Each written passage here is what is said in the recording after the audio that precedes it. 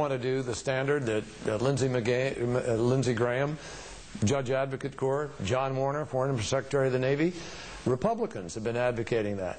What the President did was capitulate to common sense and is finally doing something we've wanted to do for a long time. We ought to do it quickly and get it done. Which is to legislate the authority of the tribunals. You're darn right. These people should have been brought to justice a long time ago. But what it also underscores is that the President had an illegal, unconstitutional structure for detaining people, that he was destroying, in a sense, the reputation of our country and hurting the values of our country in other lands where we need people's support. And finally, he admits what all of us have known under the ground for a long time, that we had these secret prisons, which the United States doesn't condone. So finally, he is adopting a policy of common sense that is in keeping with our values, and the Congress ought to move rapidly, and we ought to do what's appropriate under appropriate standards. What do you think is appropriate torture? There is no appropriate torture, period. What is appropriate? What is appropriate? The President said that, and we've been arguing that for a long time. They have been arguing to be allowed to torture. This is the first administration in American history. The Vice President of the United States says we should be allowed to torture. They argued for torture, for a loophole that allowed them to do it. Now the President stands up and says the United States doesn't torture. Well, I think that they have ignored the fact that the Geneva Conventions were not put in place because we're nice. They weren't put in place to be soft. They were put in place to support and defend the interests of our troops in the battlefield, so that if young Americans are captured, we know that we've done the best to be able to have them treated properly. The President, maybe it's a matter of wording. The President said he's using tough interrogation techniques. How do you read that? Those are legitimate if they're not torture. I mean, there are techniques which are legitimate under military practices.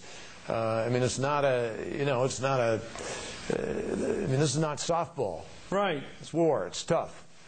And the fact is that there are tough situations. Is waterboarding in or out, as you say? There are things that are short of torture. Right. How about waterboarding? You make a guy think he's drowning. If we start going down a whole But isn't that what he's asked you to do in the Senate and to the House of Representatives, to basically legislate what's in and what's out in terms of how we treat prisoners in terms of interrogation? Well, if they want us to do every single particular practice, we can do that. We can write the manual for them, and that we're happy to do it.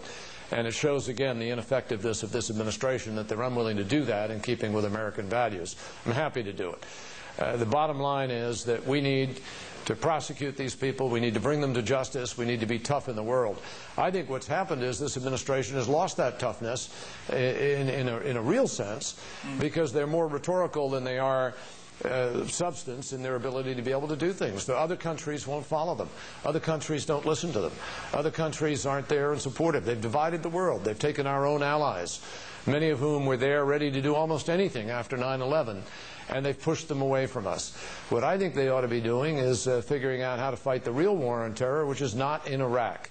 They need to get out of Iraq and get our troops focused on the real war and use some military special operations in order to go after people, but also do a much better job of law enforcement and intelligence, which I said 2.5, 3 years ago is the real core way in which you're going to stop terror activities and find terrorists. You're going to, as a senator, you're going to have to legislate the new tribunals to try these people. Terrific. We should get it done, and we should do it in a week. Should they be susceptible to capital punishment? Should that be in line with this? Absolutely. Okay.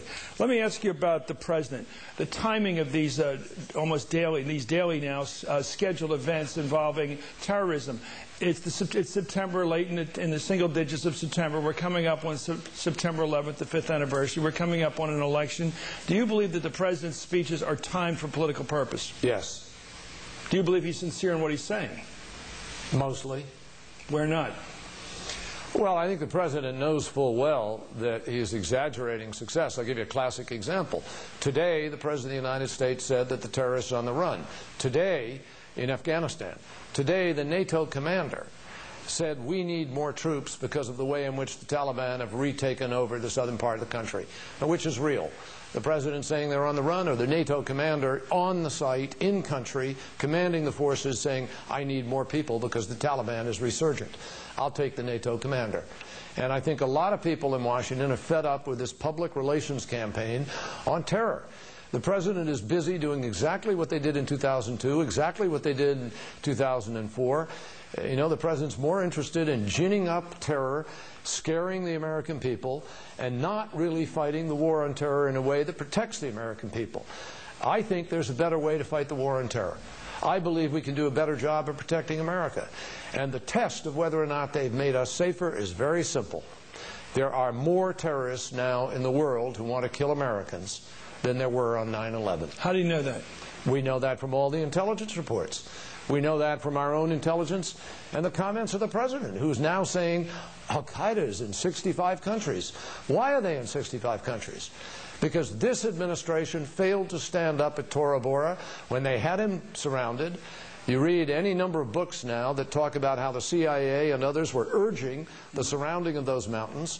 They didn't tell the truth during the 2004 campaign, where they lied literally about whether or not they knew where Osama bin Laden was. They knew where he was, but for purposes of the election, they avoided responsibility for that. And now they're trying to pretend that they've got them on the run. They don't have them on the run. Al-Qaeda, notwithstanding the capture of a number of people, which we applaud, that's important.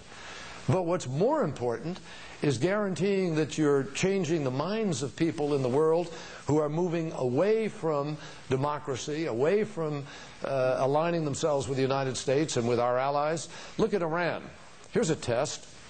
Iran is more powerful and more of a threat today than it was at 9/11. Both of those comments I just made, the numbers of terrorists and Iran, underscore the fact that this is a failed policy, a failed administration, and Donald Rumsfeld is I think, significantly accountable for many of those failures.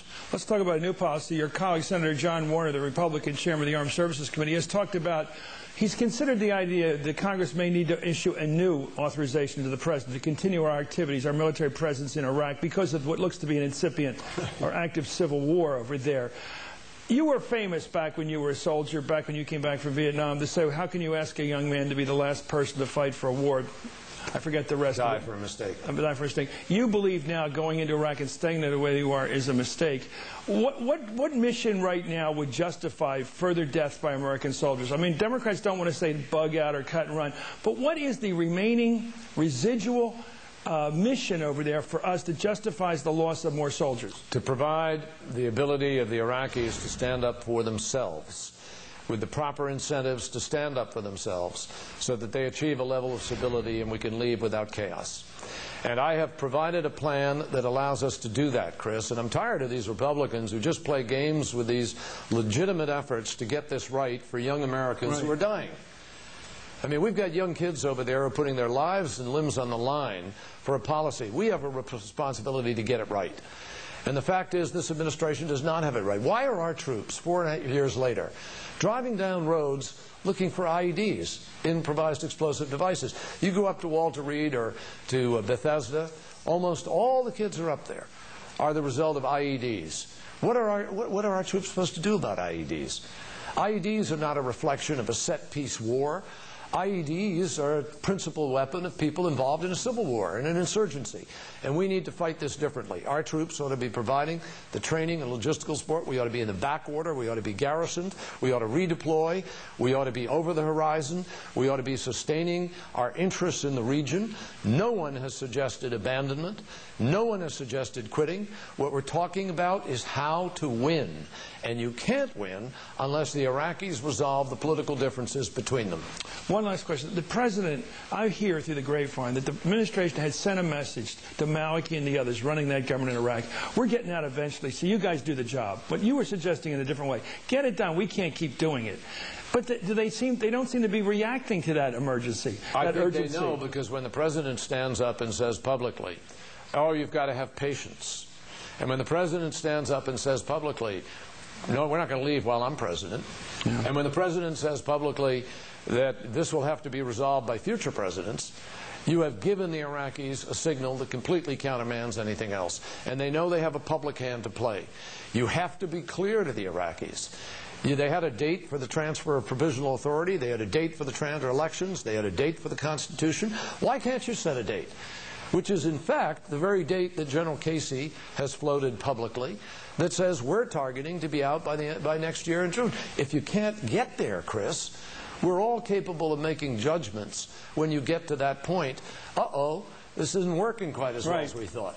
But They want to turn it into a purely political debate. I think the American people are fed up with that. They see through it. This administration is selling fear, not hope about how you win. And they're not selling an election strategy, a winning strategy in the war. They're selling an election strategy. And we ought to hold them accountable. Thank you, Senator. Thank you. Well, there you have it. According to John Kerry, everything the president's been saying for days now is a PR strategy, a political